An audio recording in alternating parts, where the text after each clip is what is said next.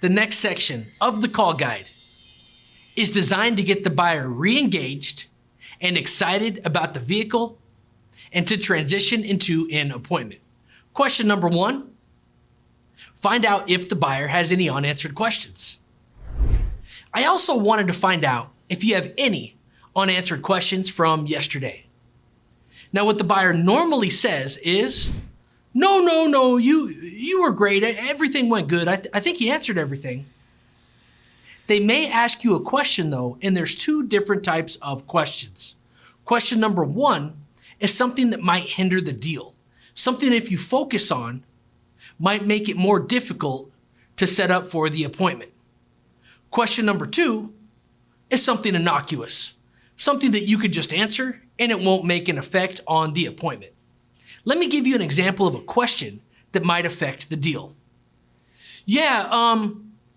I was thinking about it, and if you could give me another few $1,000s for my vehicle, I would probably do something. Now let's say that you're pretty confident that you gave the buyer top dollar for their vehicle last night. If you focus in on this $3,000 that they want for their vehicle, you might be moving in a direction that won't take you closer to a deal. Here's a way that you could answer this. Okay, so you're saying you want another $3,000 for your vehicle? I don't blame you. That's a great car and I'd want all the money for it too. Let me do this. I'll check with my manager and I'll see if there's anything more that we could do on that. And I appreciate you sharing that with me. And then transition to the next question. Did you like the truck that we drove?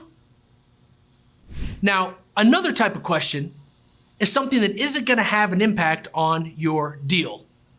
Like this. Hey, do you remember if the last one we drove had the heads-up display?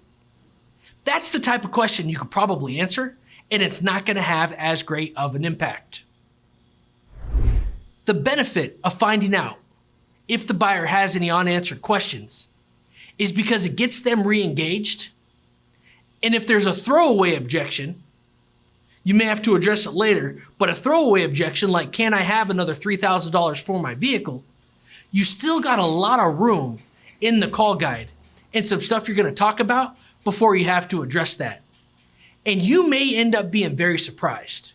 Just because the buyer said they had to have $3,000 more at the top of the call guide, once you get down to the bottom, they may have something completely different, and you may be able to make the appointment and the deal without having to address this $3,000 problem.